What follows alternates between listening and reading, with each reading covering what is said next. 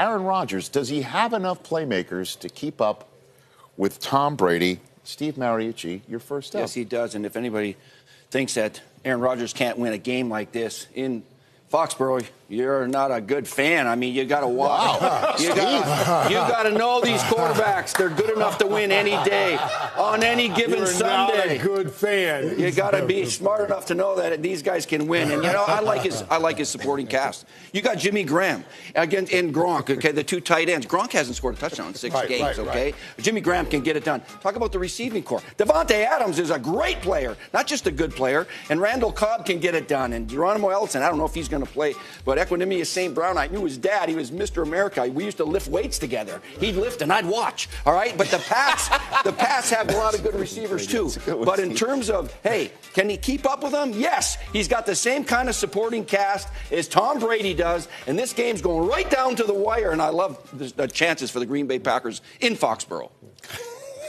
Do you think Rodgers can win this game in Foxborough? And Tom Brady? Yeah, do you think so? Oh, yeah, he could. He's a good fan. I think Tom Brady can win, too. I'm a good fan. Good fan. I mean, I watch, I'm a good fan. We're going to find out when you make picks. Absolutely. And absolutely he has enough. I tell you what, we keep coming up with this question. And if we put that same group of guys over there with Tom Brady, he wouldn't be winning with those same group of guys that we're talking about. Does Aaron Rodgers have enough? He had enough last week. He almost beat this team. He almost beat the undefeated Rams last week with this same group of guys. All he needed was the opportunity to make that last drive that he didn't get an opportunity to make. So we ask this all the time because I don't know why we ask it all the time, but absolutely he has enough.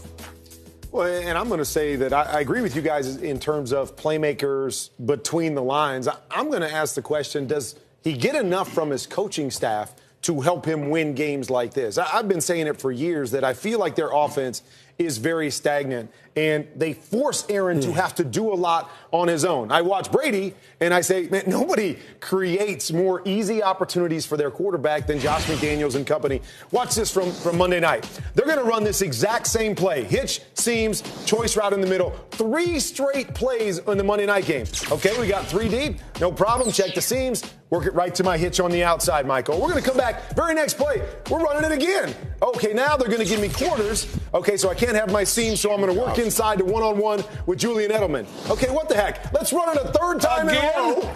And let's see. Oh, now they're gonna rotate. They're gonna rotate back to 3 again. Check my hit or my seam to Gronk. Now I'm gonna hit my hitch again.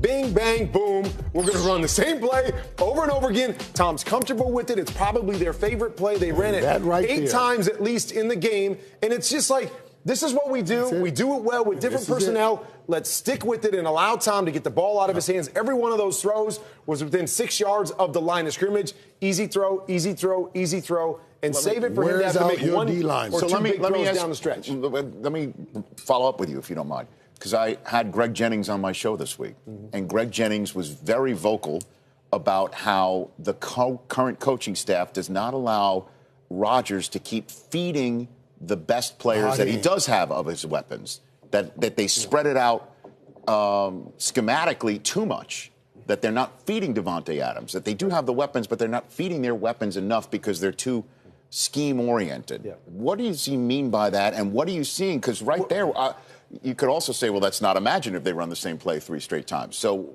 put it all together, what you think is happening in Green Bay here. Again, I think you have to be creative in how you attack teams. And if you notice that play with New England, what they did is they put their 2 backs, their running back and their fullback, out on the edges. They put their 2 receivers, or Gronk and their best receiver, on the inside, and then Julian Edelman way on the inside to run the choice route. So what they do is they use their personnel and move them around. So if you want to cover our backs with corners, we get advantages on the inside with linebackers on our best players. And so it's being able to change things up so you put your guys in the best situations to succeed and make it easy on your quarterback.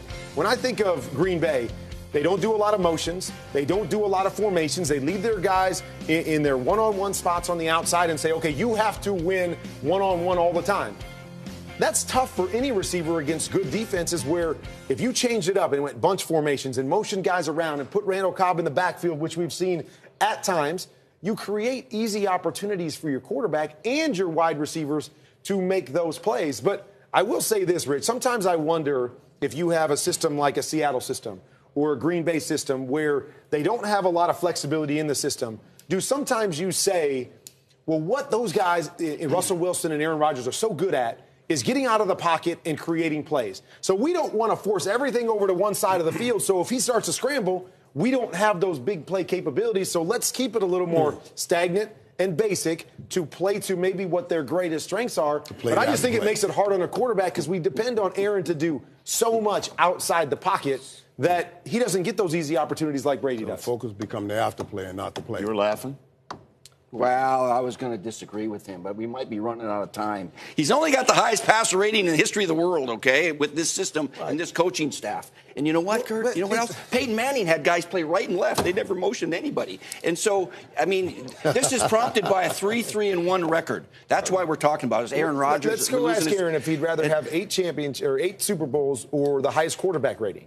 Yeah, he's unbelievable at what he does. They just don't make the game easy for him so he doesn't have to win games being that special quarterback every single time he steps on the football field. Make it easier on him so he makes 1 or 2 of those plays and you win games and you win in the playoffs.